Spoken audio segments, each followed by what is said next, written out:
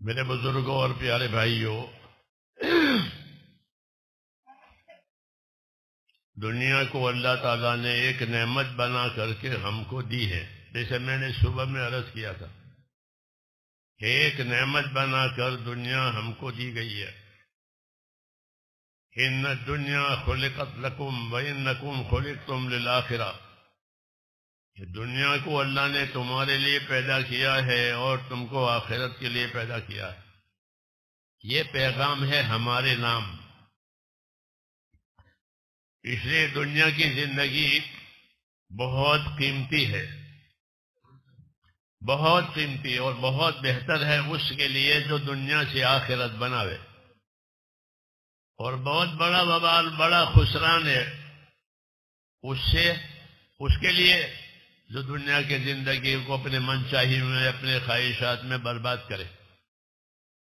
اس کے لیے اس سے زیادہ نقصان کی کوئی بات ہے ہی نہیں کہ اس کی دنیا کی زندگی رائگاں ہو گئی، برباد ہو گئی۔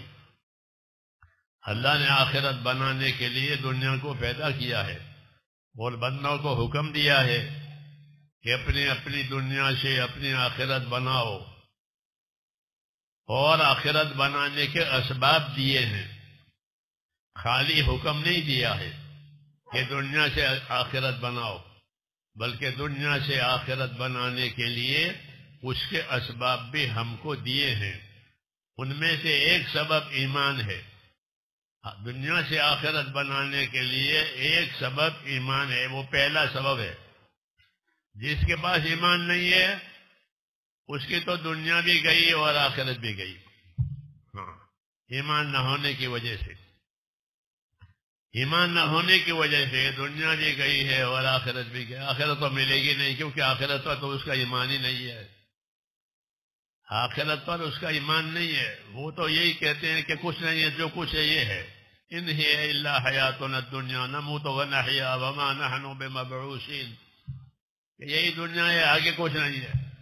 تو یہ ان کا خیال باطل ہے، بلکہ اللہ تبارک و تعالیٰ نے جس طرح ماں کے پیٹ سے لا کر ایک دنیا کی زندگی میں بسایا، ایسے دنیا کے پیٹ سے لے جا کر کے پھر آخرت میں بسائیں گے۔ یہ ترتیب ہے اللہ تعالیٰ کی، اللہ تعالیٰ کی یہ ترتیب ہے کہ دنیا کے بعد اللہ تعالیٰ آخرت کو لاویں گے، اور وہی اصل ہے، وہی اصل ہے، اجر و انعام کے اعتبار سے بھی اور سزا کے اعتبار سے بھی۔ اس لیے حضور صلی اللہ علیہ وسلم نے فرمایا تھا کہ میں اس پروردگار کی قسم کھا کر یہ بات کہتا ہوں کہ ماں